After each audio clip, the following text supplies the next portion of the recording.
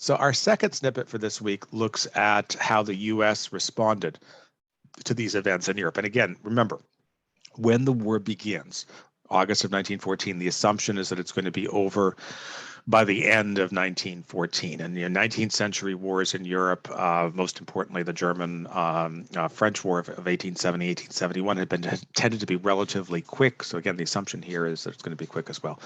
U.S. president at this point is Woodrow Wilson, the only Democrat elected president from 1896 through 1932. He had been elected because the Republican Party had split into two. Former President Theodore Roosevelt runs on a third party ticket. The incumbent Republican President William Howard Taft runs on the Republican ticket. Between Roosevelt and Taft, they get a clear majority of the vote. This is a Republican era in American politics. But Wilson, running as the unified head of the Democratic Party, gets around 42% of the vote, and that's enough for him to prevail. He's the former president of Princeton. He's a very, very smart man. He's also, I think, the most racist president of the 20th century. There are a lot of contradictions embedded within Wilson's approach to both domestic and international affairs. He responds to the outbreak of the war, saying that the U.S. must be neutral in fact as well as in name, and impartial in thought as well as in action. Perfectly reasonable policy. The problem is that this becomes a very difficult policy to implement in two separate ways. The first is that the U.S. banks, recognizing that the war poses a significant opening for rather high-priced loans, as the war extends into 1915 and 1916, start loaning lots and lots of money to Europe, especially to the British and French. Around 95% of U.S. loans go to either Britain or France. The question is, what is the neutral policy in fact as well as in name by that policy? Is it for the U.S. to loan more money to the British and the French, which is allowed under it's their banks, they can loan to whoever they want? Is that the neutral policy? Or is the neutral policy to say no loans to any belligerents, even though there was no law at the time in the U.S. that sort of said that? Similarly, and this becomes the big issue early in the war, what is the neutral policy with regards to a blockade? The British impose a naval blockade on Germany. Remember, there had been the naval arms race between Britain and Germany in the run-up to World War I. The British send their fleet here to the North Sea. There is one major naval battle in World War I. It's called the Battle of Jutland. The German Navy tries to escape out of the blockade. They are blocked. So basically, for the entirety of the war, German ports are blockaded by the British. And the American response to this is that under international law, if one belligerent, in this case Britain, has the naval power to enforce a blockade against another belligerent, in this case Germany, neutral powers are supposed to respect that blockade. And so Wilson announced, look, we're going to respect the blockade, a neutral policy. Germany responds to this by imposing a submarine blockade of Britain. German submarines they sort of occupy the entire area. Germany invested heavily in submarines in the late 19th and early 20th century. The problem here is that international law, which was very clear on what is and is not a blockade, international law had not really caught up to the development of submarines, which were newly imposed, newly developed weapons. So international law as it existed at the time said that submarines, before they would shoot down a vessel, a submarine had to surface come above the sea level, identify itself, and then shoot the vessel. But of course, submarines are smaller than a warship is. So if the submarine surfaces, the submarine is going to get blown to smithereens. The Germans tell their submarine operators, don't do this. Instead, the Germans announced that we're going to enforce a blockade of the British Isles. There should be no neutral vessels traveling to this, and if we see a neutral vessel, we'll shoot it down. So the question for the U.S. becomes, how do you respond to this? Is the neutral policy saying we respect the blockades of both sides, or is it we only respect the blockade of the British because the British are conforming to international law and the Germans are not? You can make an argument either way. The most important of these of the ships that gets sunk is the Lusitania. This is in May of 1915. This is a passenger vessel. Remember, this is sort of the Titanic era. There are all these huge passenger liners between Western Europe and the United States. More than 1,000 people are killed, including hundreds of Americans. There is no warning to the actual firing, although the Germans had taken out ads in New York newspapers telling people not to travel on the Lusitania and other ships. Wilson is confronted with the crisis. Wilson informs the Germans that if they do not cease unrestricted submarine warfare, the U.S. will enter the war on their behalf. The Germans decide to break down. And announced they're not going to resume it. They briefly resumed it in 1916. They back down again. But basically, what Wilson has done is to essentially make Germany decide when the U.S. will enter the war. Wilson's saying, look, if you have unrestricted submarine warfare, we are going to enter the war on the side of the British and the French. Someone who recognizes this is Wilson's Secretary of State, William Jennings Bryan, who was the Democratic presidential nominee in 1896, 1900, and 1908. He doesn't run in 1912, and he doesn't really oppose Wilson's path to the nomination. So he kind of gets the Secretary of State position as a reward. Bryan is a pacifist. Remember, he had been an anti-imperialist. He wants the U.S. out of the conflict.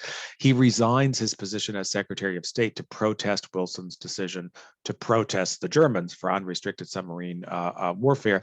But Wilson is seen as at the time as pursuing this kind of careful path of keeping the U.S. out of the war, but also respecting U.S. neutral rights. Wilson is the peace activist. The irony, of course, is that Wilson is hardly a peace activist, and he's sending U.S. troops constantly overseas, especially to the Caribbean Basin, where his goal is to, we would now call this nation, kind of nation building. The U.S. is trying to do in Afghanistan. The U.S. Sends Marines to Mexico in 1914 to intervene in the Mexican Civil War, ostensibly on the side of Democratic forces, although the Democratic forces don't want a U.S. military intervention. U.S. troops will be running around Mexico in 1916 as well. The U.S. sends troops to Haiti in 1915 when the government has there have been a series of crises, 7 governments in 7 years in Haiti. There's a fear that the Haitian government is going to completely collapse, and that will provide an excuse for Europeans to intervene. No declaration of war against Haiti. The U.S. sends troops to occupy. Most of the troops that are sent in are Marines. The Marines at this point in U.S. history tend to be disproportionately Southern whites. Haiti is a Black republic, and so you get these evident acts of intense racism among the occupying forces.